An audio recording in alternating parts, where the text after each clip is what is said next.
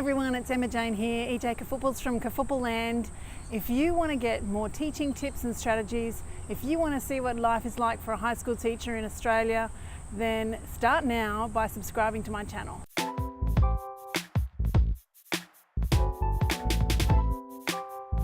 Today I'm going to do the tag that Florence from Teacher Tales did. She did a tag on New Year's resolutions, and I wanted to talk to you today about my philosophy towards New Year's resolutions and to address the 3 areas that she did in her tag. First of all, I want to tell you that I've come outside under the shade of this tree because it is so hot today. My hair's all frizzy and I've just had to whack it up on top of my head. It's really hot inside the house, even though I've got the ceiling fans on. So excuse my hair and, you know, this crazy vibe I've got going on today. Once you hit a certain age, you realise that New Year's resolutions don't always come true, and you feel like, what's the point of making them? Can anyone relate to that? So I stopped making New Year's resolutions as such several years ago.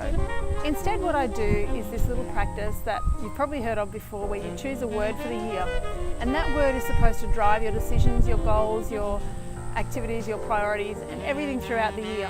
I've been doing that for about 3 or 4 years now, and I really like that practice.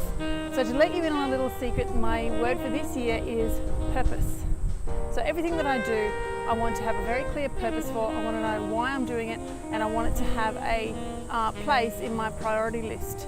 I like to keep goals that have the underpinning philosophy of how this is going to integrate into my current lifestyle realistically and pragmatically, because even though goals are supposed to be really specific, I don't want standalone goals or random things that are just going to add to my list of things to do, because, you know, when you are a full-time teacher, when you have 3 children like I do, when you have a husband, when you have a home to manage, when you have hobbies that you like to enjoy, when you have a YouTube channel, you know, you've got a lot on your plate. And so by adding too many extra goals or activities that you have to do, it just adds to overwhelm and stress.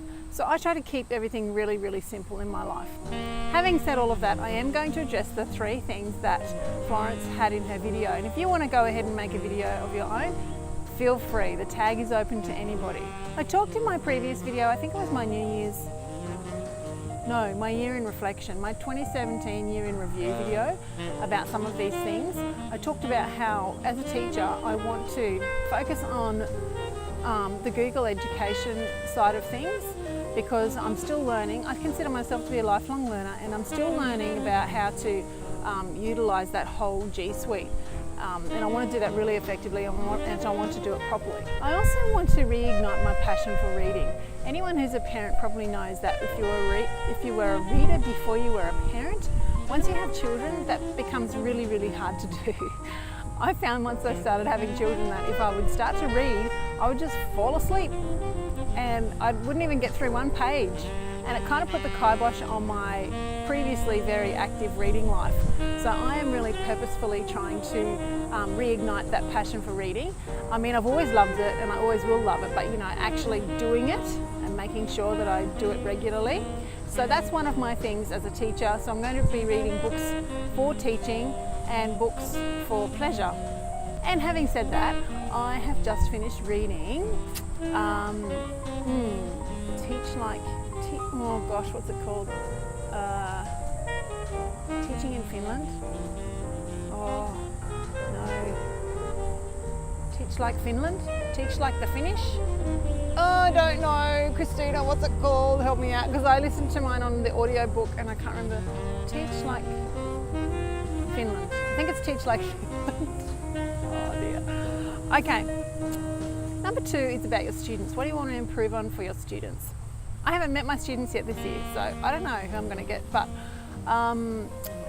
always I want to have literacy as a focus. So I really want to improve students' literacy, and also creating a sense of belonging in the classes that I have, and to make kids, I've already started, you know, this is stuff that's my philosophy anyway, but I just want to improve on it a little bit.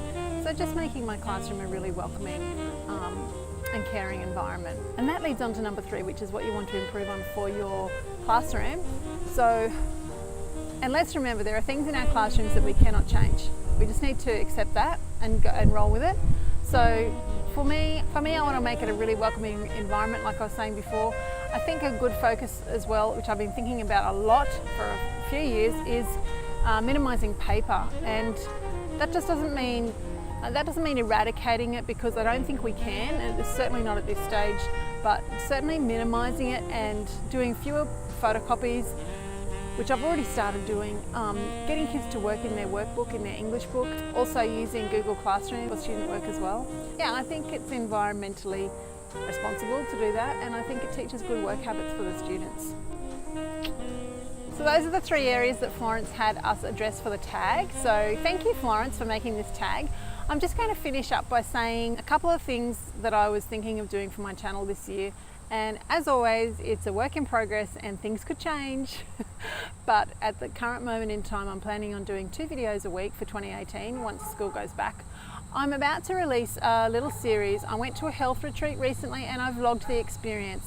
So I hope that you enjoy. I wasn't sure if I should put these vlogs up on my channel because I wasn't sure who would be interested in health, but I thought health is really important for all teachers and we need to be looking after ourselves. So I have vlogged my health retreat experience, and the first video will be going up on Monday morning, which for me is tomorrow at 8 a.m. And hopefully I can get this video up this afternoon.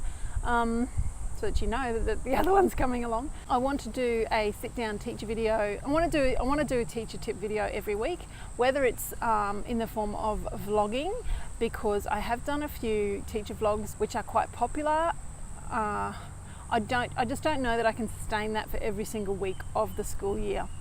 So I will definitely be able to do a teaching related video, whether it's tips, strategies, vlog, or whatever it is, you know, how to teach something, then I can definitely do one of those a week. And then the second video will be something probably more lifestyle related, things that I'm interested in lots of different things. So things I'm interested in are stuff like, you know, fashion and going on walks. I like taking you guys on my walk and showing you where, you know, the scenery of my local area. Home organisation, I'm very interested in that.